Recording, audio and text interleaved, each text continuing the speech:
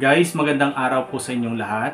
So, ngayong araw ay mayroon po akong ipakita tungkol po sa pananakit ng isang lalaki sa babae. So, yung nasabing lalaki was identified as a member of the Philippine National Police. So guys, after this, we will give a general reflections about sa incident and also an overview regarding sa Republic Act number 9262 or the Anti-Violence Against Women and Children Act of 2004. So ito po guys.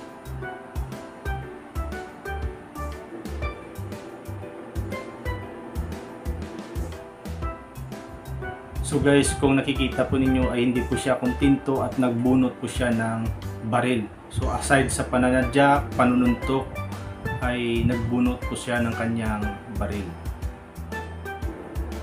Okay guys, so unang-una hindi po tinotolerate ng ating pambansang pulisya ang ganitong klaseng attitude na makabilang sa hanay ng PNP organization. Why? Because the PNP was created because of protection of life. So isa po sa pinaka-importanting trabaho or mandate ng PNP is protection of life. At nakasaad din sa Police Officers Creed ng PNP yung respect for women. Sinasabi diyan na I believe in the sanctity of marriage and respect for women.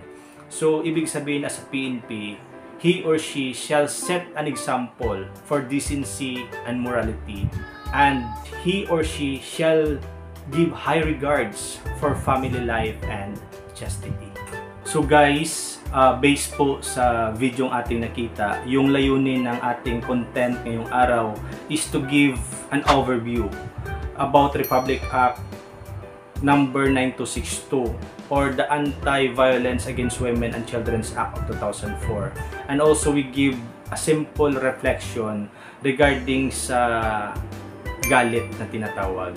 And out of that pangyayaring naganap sa pananakit ng pulis sa babae, we have to learn the mistake.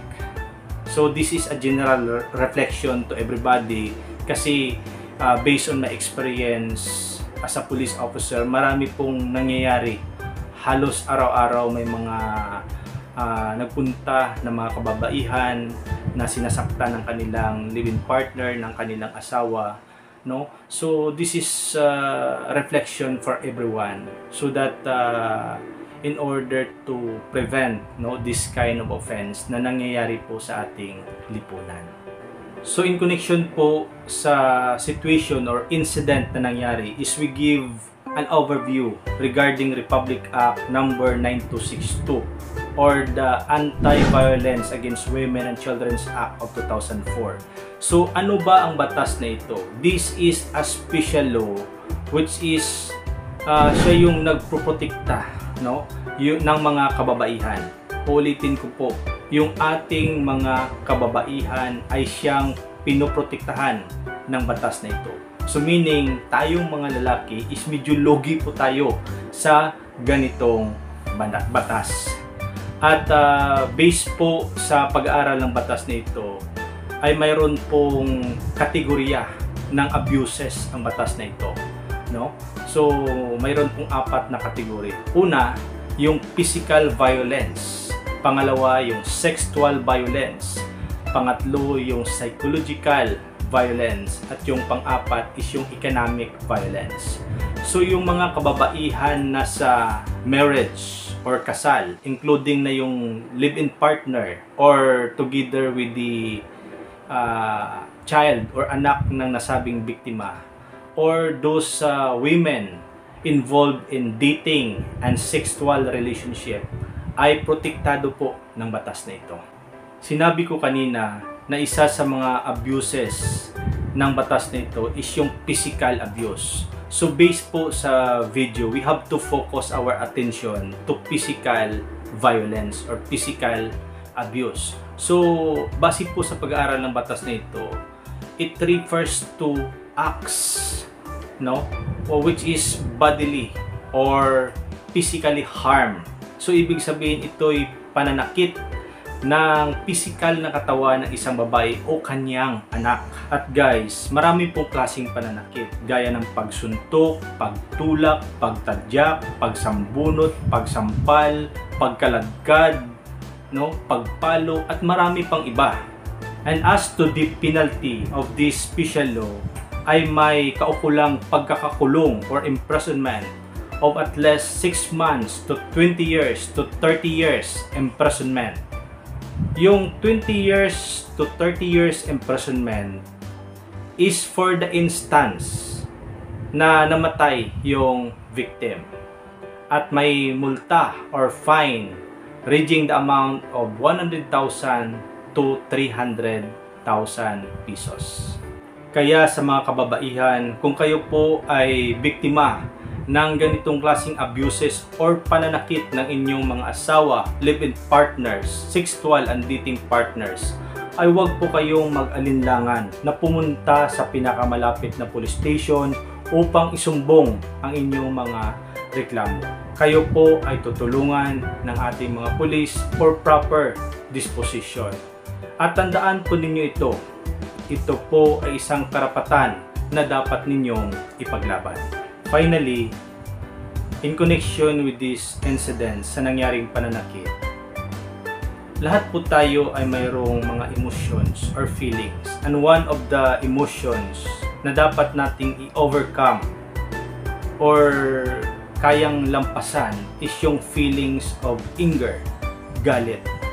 Kasi pag yung galit na yan ay hinayaan natin na mangibabaw sa ating puso at sa ating isip, ay magbubunga yan ng kasalanan. Kasalanan in the fact that we committed an offense against the law of the land or kasalanan in the law of God.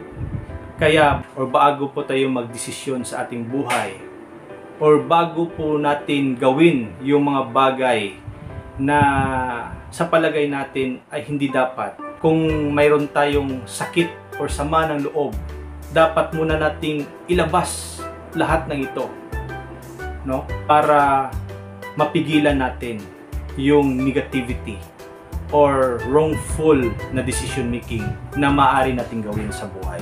Kaya nga, kung may mga pagkakataon na nakaranas po tayo ng mga frustrations or irritations in our life, or mayroon tayong pagkapuot, init, or sama ng loob sa ibang tao, we have to give time to thank ourselves.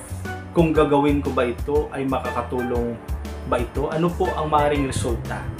So, after that, we have to inhale, exhale, and let ourselves to release all the negativities.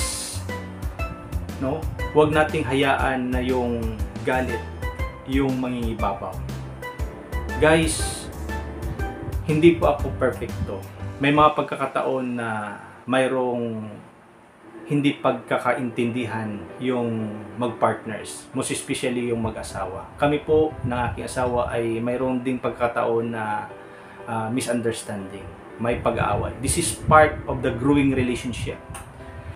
But yung pinaka-importante dito is huwag po nating hayaan that demons will win the battles. That demons will enter our own lives and destroy our minds, our hearts, and our goodness. So guys, I hope na out of the video na ating nakita is magkaroon po tayo ng reflections or mapupulutan po natin ng aral para wag po tayong mapunta sa masamang gawain. So guys, marami pong salamat sa panonood and sana po ay mapulutan ninyo ng aral yung ating content ngayong araw. So don't forget to like, share, subscribe my YouTube channel para tutorial video. Marami pong salamat!